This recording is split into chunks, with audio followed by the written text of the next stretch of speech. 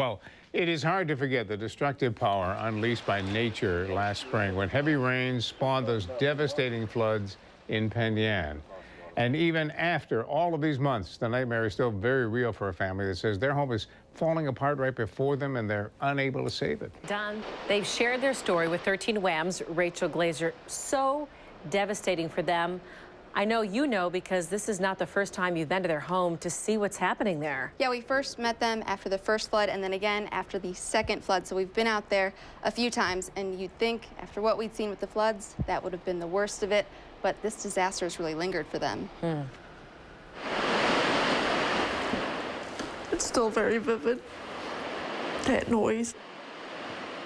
You can still remember that feeling of that water coming in that fast. Western New York watched the water rise. The Carrick family felt it. Stood up right here and the carpet was a little wet. We flipped on the light and the water was coming up the vents. Couldn't save anything. Couldn't grab anything. We didn't even have shoes. Nearly 6 months later, downtown Penn seems reborn. The roads repaved, businesses reopened, and the creek returned to a trickle. Exactly. They're like, look, we've come back and the tourists are here and everything's back to normal. It's not back to normal. Come down Champlain Ave. See what's happened.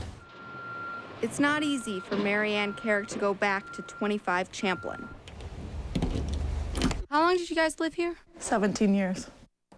That was a living room and that was my bedroom. And that was the kitchen and that was the dining room. And then the two boys were upstairs and then we had one. The house where she and her husband raised their 3 kids is now a damp memory.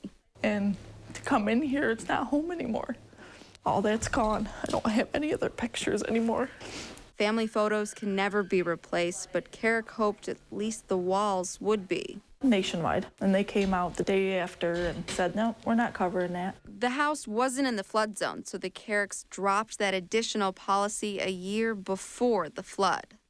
Because I don't have a house to live in and I have to replace everything.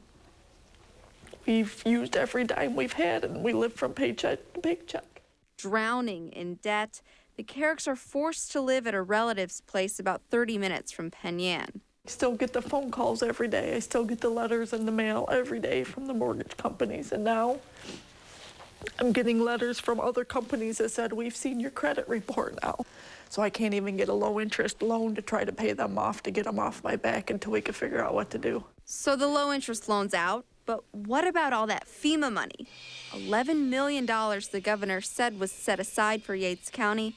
Well, all that is going to be used for public assistance. He did not mark help for homeowners. There is a $10,000 state grant, but to get that, the Carricks would have to live here for at least 3 years and buy flood insurance. The front of this house is in the flood zone now. It would cost us an arm and a leg to get insurance to move back in here to have a house, unless we move the house back. Every available lifeline has failed, and the Carricks are still waiting to be rescued. It's not back to normal, and I don't know how long it's going to take. Everybody's like, oh, you'll be back to normal before you know it. It's not.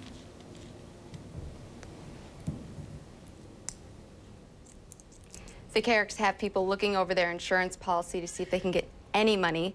Nationwide representatives couldn't comment on an individual policy, but I think the frustrating thing is they didn't have flood insurance, but they did have it for 14 years before this. So they've been paying those premiums. Now that they need it, it's not there, and they just haven't been able to get help. And someone advised them when they redid the mortgage, you don't need that. So that's what happened. They got their mortgage redone, and someone said, this is extra, you don't need it, you're not in the flood zone, just let it go. A year later, this happens. Everything that could go wrong for them did. Yeah, I mean, I feel so bad you keep, every time you talk to them, you say, well, what about this? What about this? And, you know, they've tried, so we'll see what happens. Yeah, we'll continue to follow it. Thank you, Rachel.